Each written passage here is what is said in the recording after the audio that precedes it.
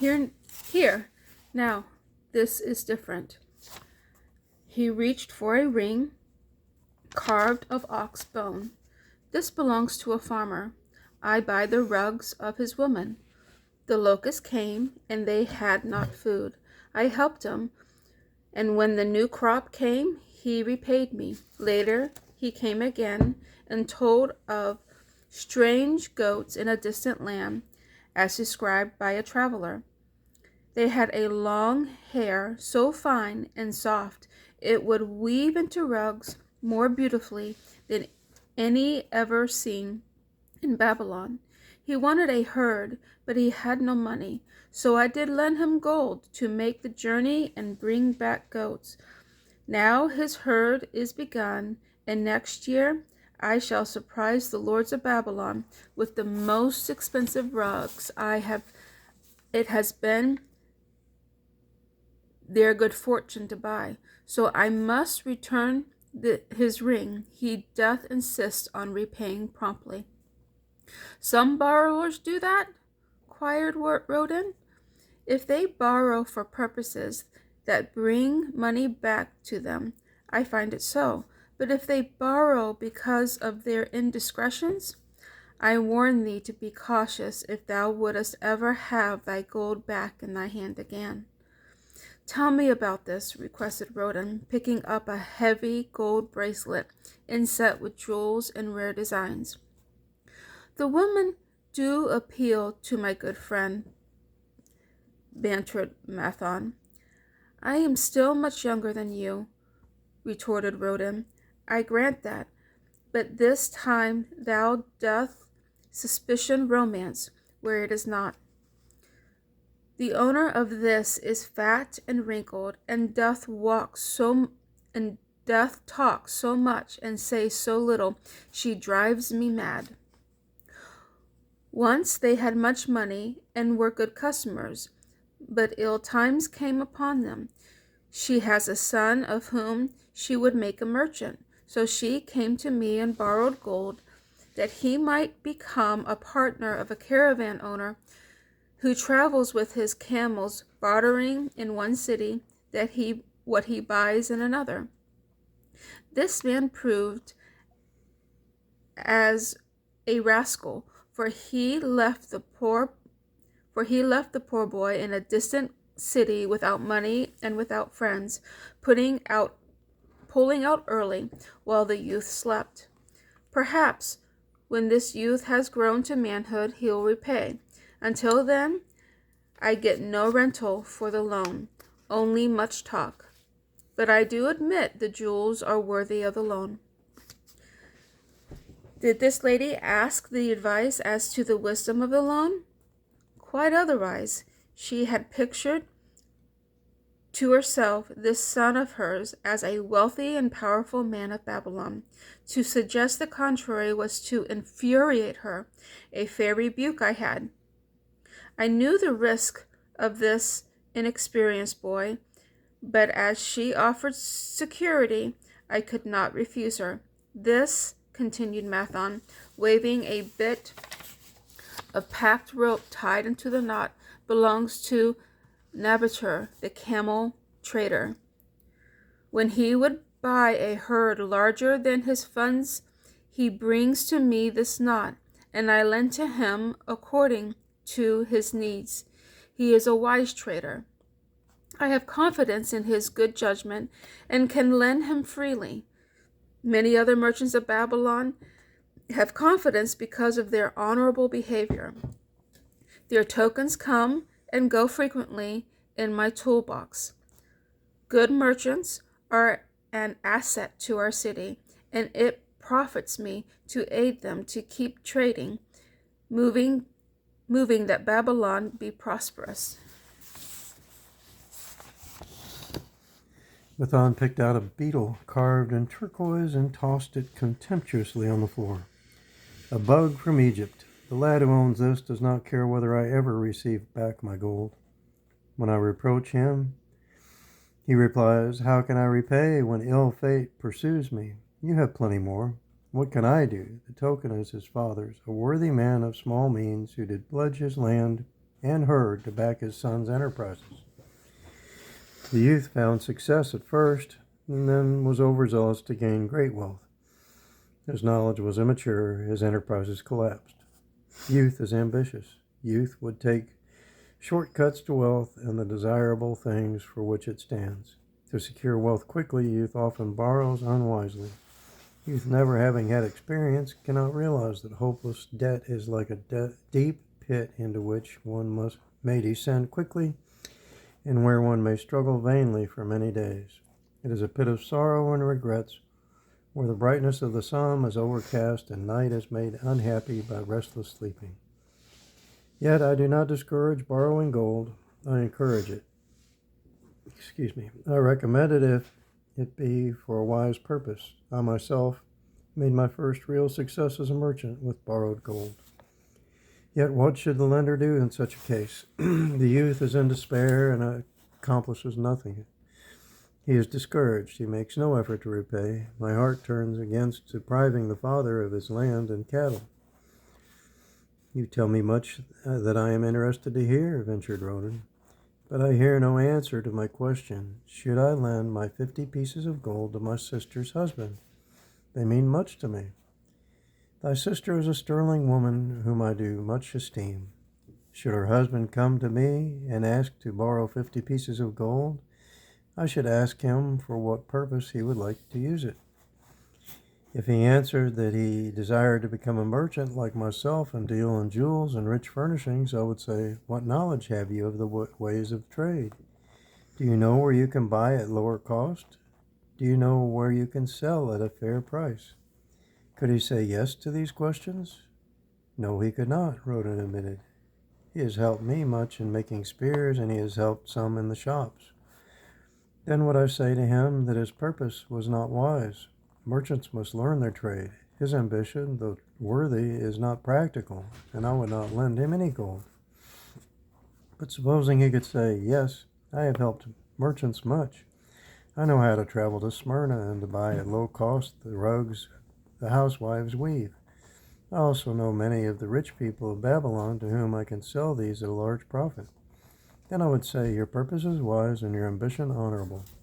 I shall be glad to lend you the 50 pieces of gold if you can give me security that they will be returned. But he would say, I have no security other than that I am an honored man and will pay you well for the loan. Then would I reply, I treasure much each piece of gold. Were the robbers to take it from you as you journeyed to Smyrna, or to take the rugs from you as you returned, then you would have no means of repaying me, and my gold would be gone. Gold, you see, Rodan, is the merchandise of the lender of the money. It is easy to lend. If it is lent unwisely, then it is difficult to get back. The wise lender wishes not the risk of undertaking, but the guarantee of safe repayment. 'Tis well, he continued, to assist those that are in trouble. 'Tis well to help those upon whom fate has laid a heavy hand. 'Tis well to help those who are starting, that they may progress and become valuable citizens. But help must be given wisely, lest, like the farmer's ass, in our desire to help, we but take upon ourselves the burden that belongs to another. Again I wandered from thy question, Rodan, but hear my answer. Keep thy 50 pieces of gold. What thy labor earns for thee, and what it gives thee for reward, is thine own, and no man can put an obligation upon thee to part with it unless it be thy wish. If thee was lend it so that it may earn thee more gold, then lend with caution and in many places. I like not idle gold, even less I like too much of risk. How many years hast thou labored as a spearmaker? Fully 3. How much besides the king's gift hast saved? 3 gold pieces.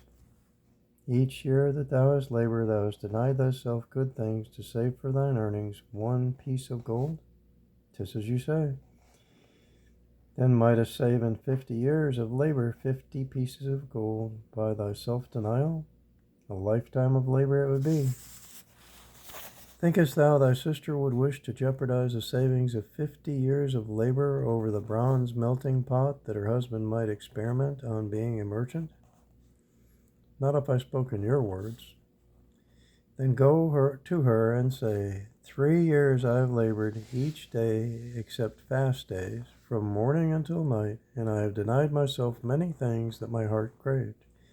For each year of labor and self-denial I have to show one piece of gold. Thou art my favored sister, and I wish that thy husband may engage in business in which he will prosper greatly. If he will submit to me a plan that seems wise and possible, my friend Mathon, then will I gladly lend to him my savings of an entire year, that he may have an opportunity to prove that he can succeed. Do that, I say, and if he has within him the soul to succeed, he can prove it. If he fails, he will not owe thee more than he can hope to some day repay. I am a gold lender because I own more gold than I can use in my own trade. I desire my surplus gold to labor for others and thereby earn more gold. I do not wish to take risk of losing gold, for I have labored much and denied myself much to secure it. Therefore, I will no longer lend any of it where I am not confident that it is safe and will be returned to me. Neither will I lend it where I am not convinced that its earnings will be promptly paid to me. I have told thee, Roden, a few of the secrets of my token chest. From them you may understand the weakness of men and their eagerness to borrow that which they have no certain means to repay. From this you can see how often their high hopes of great earnings they could make if they but had gold are but false hopes they have not the ability or training to fulfill. Thou, Roden, thou now have gold which thou shouldest put to earning more gold for thee. Thou art about to become, even as I, a gold lender. If thou dost safely preserve thy treasure, it will produce liberal earnings for thee, and be a rich source of pleasure and profit during all thy days. But if thou dost let it escape from thee, it will be a source of constant sorrow and regret, as long as thy memory doth last. What desirest thou most of this gold in thy wallet? To keep it safe. Wisely spoken, replied Mathon approvingly. Thy first desire is for safety. Thinkest thou that in the custody of thy sister's hands it would be truly safe from possible loss? I fear not, for he is not wise in guarding gold. Then be not swayed by foolish sentiments of obligation to trust thy treasure to any person. If thou wouldest help thy family or friends, find other ways than risking the loss of thy treasure. Forget not that gold slippeth away in unexpected ways from those unskilled in guarding it.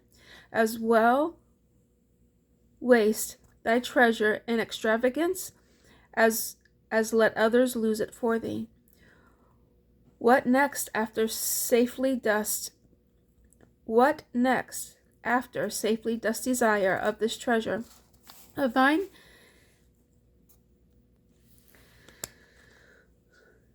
That it earn more gold?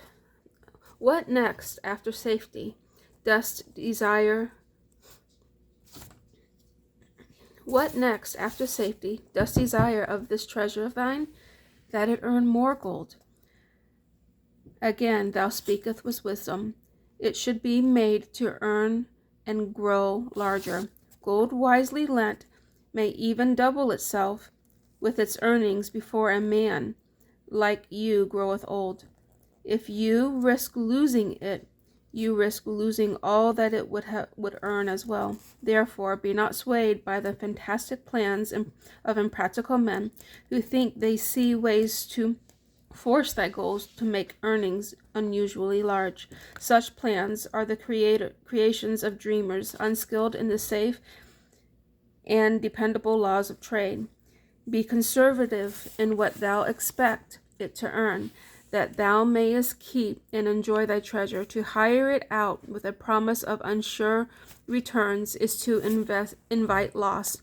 Seek to associate thyself with men and enterprises whose success is established by thy treasure, that thy treasure may earn liberally under their skillful use, and be guarded safely by their wisdom and experience. Thus mayest thou avoid the misfortunes that follow most of the sons of men to whom the gods see fit to entrust gold. When Rodan would thank him for his wise advice, he would not listen, saying, "The king's gift shall teach thee much wisdom. If wouldest keep thy 50 pieces of gold, thou must be discreet indeed. Many uses will tempt thee. Much advice will be spoken to thee. Numerous opportunities to make large profits will be offered to thee. The stories from my token box should warn thee before thou let any piece of gold leave thy pouch, to be sure that thou hast a safe way to pull it back again. Should my further advice appeal to thee, return again, it is gladly given. Ere thou goest, read this which I have carved beneath the lid of my token box. It applies equally to the borrower and the lender, and it says, "Better a little caution than a great regret."